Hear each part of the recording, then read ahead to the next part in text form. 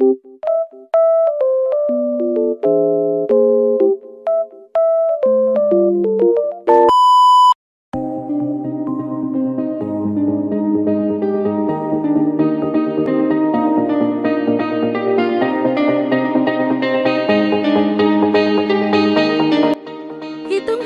Red Sparks finish di urutan kedua. Sebelum playoff, sentilan Ko Hye-jin jadi refleksi. Red Sparks masih mempunyai peluang untuk mengakhiri fase reguler Liga Voli Korea Putri tahun 2024-2025 dengan finish di urutan kedua. Karena untuk bisa mengkudeta Pink Speeders dari puncak klasemen terbilang sangat sulit. Realistisnya, Red Sparks bisa finish di peringkat kedua. Hitungan-hitungan berikut ini mampu membuat Red Sparks finish di urutan kedua, asalkan Megawati Hangestri DKK bisa merealisasikannya. Diketahui, saat ini Red Sparks berada di peringkat ketiga klasemen dengan 55 poin. Posisi Red Sparks tidak berubah bersamaan dengan kekalahan yang mereka raih kala bertamu ke markas A-Papers. Bermain di Yeongju Gymnasium, Red Sparks kalah dari A-Papers dengan skor 0-3, 21-25, 23-25, 13-25. Sementara di peringkat kedua, ada Hyundai Hillstead yang mengoleksi 57 poin. Dengan hanya selisih 2 poin, Red Sparks punya kans besar untuk mengkudeta Hyundai Hillstead. 7 laga sisa di fase reguler harus bisa dimanfaatkan Megawati CS. Apabila Red Sparks mampu menyapu bersih 7 kemenangan di laga sisa, maka poin maksimal yang bisa mereka kumpulkan adalah 76 poin. Namun realitanya, Hyundai Hillstead juga masih mempunyai 7 laga sisa. Tentu, poin maksimal Hyundai Hillstead akan lebih banyak jika mereka mampu menyapu bersih kemenangan.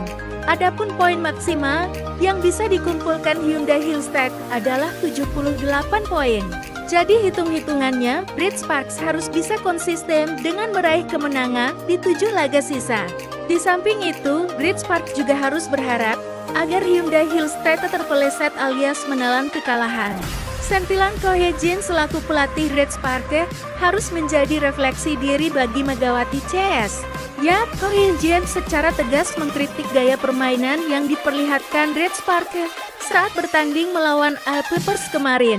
Dikutip dari Sport Chosun, Ko Hye-jin menilai jika para pemainnya tidak ada tekad untuk meraih kemenangan.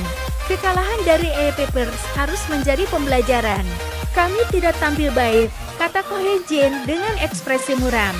Jujur saja, kami tidak menunjukkan performa apapun dalam pertandingan hari ini, dan tekad para pemain juga tidak terlihat. Saya rasa kami perlu menggunakan pertandingan hari ini sebagai kesempatan untuk mempersiapkan diri menghadapi putaran ke-6, tambahnya. Jika Red Sparks mampu finish di urutan kedua, sebelum playoff, Megawati CS akan lebih diuntungkan. Hal itu lantaran Red Sparks akan mendapat jatah 2 kali laga kandang di babak playoff yang menggunakan sistem best of 3. Red Sparks akan lebih dulu melakoni kandang, lalu tandang dan kembali berlaga di kandang. Karena jika finish di peringkat ketiga, Red Sparks hanya mendapat jatah 1 kali laga kandang di babak playoff, sama seperti musim lalu. Tampil 2 kali di laga kandang jelas sangat menguntungkan. Megawati CS akan mendapat dukungan penuh dari para suporternya. Berbicara soal regulasi, tim peringkat pertama otomatis lolos ke babak final. Lalu untuk tim peringkat kedua dan ketiga akan melakoni babak playoff dengan format best of 3 untuk mengamankan 1 tempat di final. Namun jika tim peringkat ketiga dan keempat hanya mempunyai selisih 3 poin atau kurang, maka diharuskan melakoni babak play-in lebih dulu menggunakan format single leg.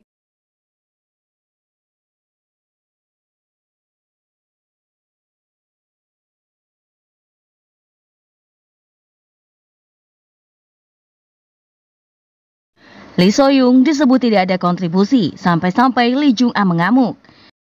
Dia tidak bermain sepenuh hati berbeda dengan Red Sparks, ucapnya. Lee So-young juga menambahkan komentarnya. Red Sparks menghadapi IBK Altos di kandangnya yang digelar di Hwaseong Indoor Arena, Gyeonggi, Korea Selatan, Selasa 14 Januari. Pada laga tersebut, efek Megawati kembali membuat pemain IBK Altos meringis akibat terkena bola. Middle blocker IBK Altos Lee Ju-ah terkena bola pada bagian wajah kirinya akibat blok dari Mega.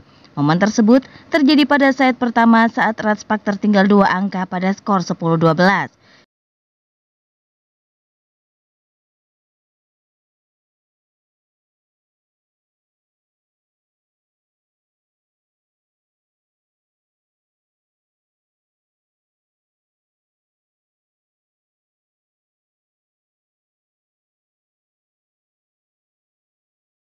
Middle blocker Rebecca Altos menangis di depan Mega. Dirinya sangat trauma dengan gestur sedihnya melihat Lee So-young yang tidak bisa menahan rasa sakitnya. Kekalahan ini, Lee Ju-ah pun melihat saya seperti dendam. Tetapi saya telah melakukan yang terbaik untuk tim ini. Berikutnya, saya bermain di Ratspak juga tulus, tetapi mengapa seluruh pemain IBK menyoroti saya dengan tidak ikhlas bermain di sini? Ucap Lee So-young yang disebut tidak ikhlas bermain di IBK Altos. Pebola voli putri Indonesia Megawati keluar sebagai pemain terbaik atau MVP pada pertandingan kedua di putaran keempat Liga Voli Korea musim ini. Mega memberikan kontribusi berharga saat Ratspak yang akhirnya bisa meraih kemenangan saat berhadapan dengan IBK Altos. Ratspak nyaris berada dalam situasi hampir kalah setelah meraih kemenangan duluan pada 2 set awal dalam laga yang digelar di Hwasong Indoor Arena, Korea Selatan, Selasa 14 Januari.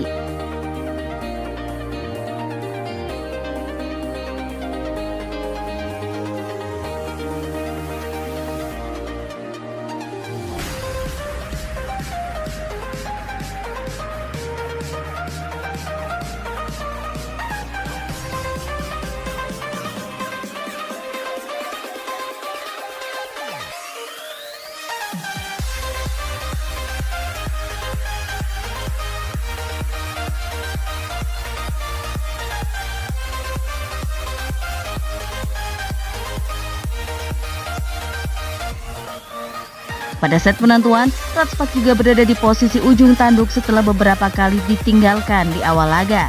Meski begitu, tim besutan Ko Hee-jin itu akhirnya sukses menang dengan skor akhir 3-2, 25-21, 36-34, 23-25, 19-25, dan 15-12. Pada laga tersebut, Mega mencetak poin terbanyak dengan torehan 44 angka dan tingkat kesuksesan serangan mencapai 48,15%. 44 poin Mega didapat melalui 39 attack point, 3 block point, dan 2 service ace. Setelah laga, Mega memberikan komentar secara emosional setelah melakoni laga yang sangat sulit.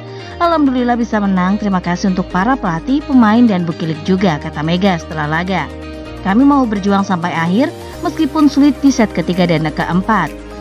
Mulai sulit di set kedua sampai set terakhir, ucapnya. Mega menyadari bahwa timnya banyak melakukan kesalahan dan hal itu terlihat berdasarkan catatan statistik.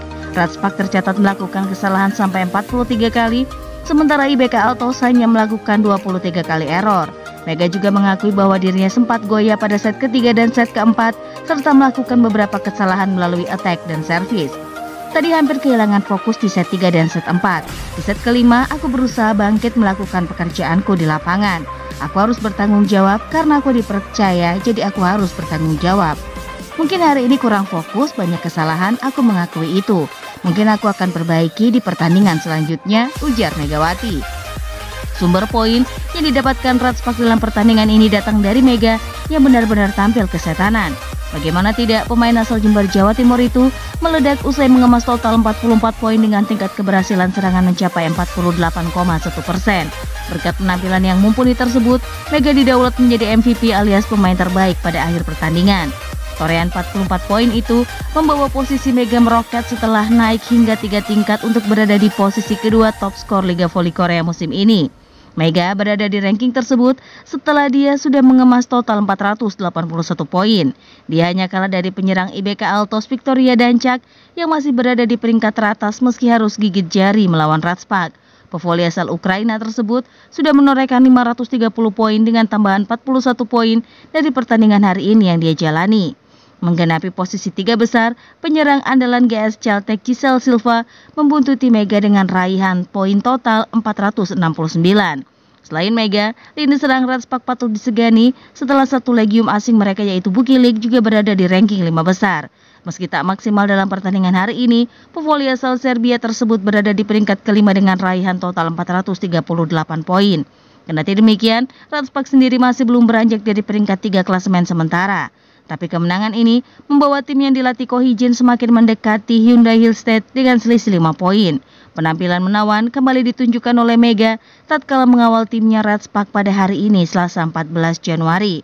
Dalam laga terkini di Liga Voli Korea tersebut, Ratspak memperpanjang raihan kemenangan mereka saat bersuai BK Altos.